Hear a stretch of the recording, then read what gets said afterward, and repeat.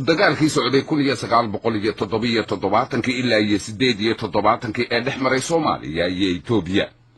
madaxdaasi waxaa ka mid ahaa hogaamiyaha dalka Cuba ee la yiraahdo Fidel Castro iyo saraakiil isaguna ka tirsanaa dhinaca dalkii la oran jiray waagaasi midowga Soviyeeti. haddaba marka aynu u soo noqono dagaalkii dhinaca Soomaalida sarkaalkii ugu sarreeyay ee dagaalka hogaaminaya waxa uu ahaa General Maxamed Cali Samatar ama sarreeye guud Maxamed Cali Samatar oo isagu ah ninka Soomaaliyeed ee darajo ciidan halka ugu sarreysa ka gaaray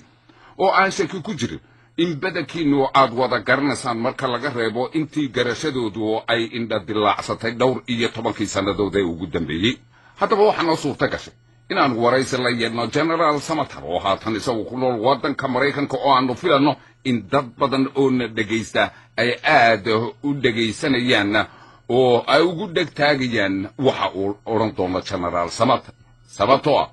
xogogaalnimadiisa iyo doorkii muuqday ee uu kaga jiray dawladdii Soomaalida ee xukunkeedii u dumay sanadku markuu 1990 waxyaabaha aanu wax ka weydiinay waxa ka mid ahaa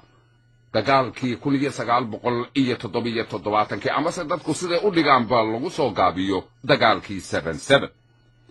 saaxiibkii Cabdilaahi Xaaji oo General Samatar waraysi dheer la soo yeeshay markii uu dagaalkaasi wax ka weydiiyay General Maxamed Cali Samatar waxa uu yidhi dhacda xusuus weyn ii leh waxa weeye dagaalkii 77 oo annaga iyo Itoobiya na dhex maray. dagaalkaas mid weyn buu ahaa taariikhda way xusaysaa kutub badan bay ku qoran yihiin dugsiyaa la iska baraa al'aana dowlado badan baa dugsiyadooda dagaalka ka dhiga dagaaladaas aynu annaga iyo Itoobiya gallay na dhex maray. dagaalkaas wuxuu ahaa dagaal si fiicanna aynu u qorshaynay si fiicanna aan u maamulnay anigana shakhsi ahaan xusuus weyn ii leh oo taariikhdayda meel weyn ka gelayo guud ahaan Soomaaloo dhan taariikhdeeda dagaalkaas meel weyn ka gelayo maxaa yeelay Soomaali waxay ku muuqatay dadka qiimaha ay leedahay dadnimadeeda iyo kartideeda ayay ku muuqatay. maxaa u sababa waxa u sababa Itoobiya markaa waxaa loo yaqiinay libaaxi Afrika libaaxi geeska Afrika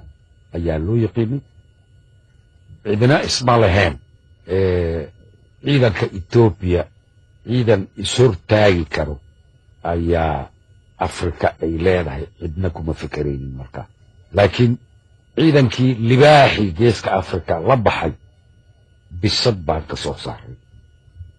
muddo bilooyin aanan badnayn gudaheed haddaanan loo soo gurmanna dibadda aan looga soo gurmanin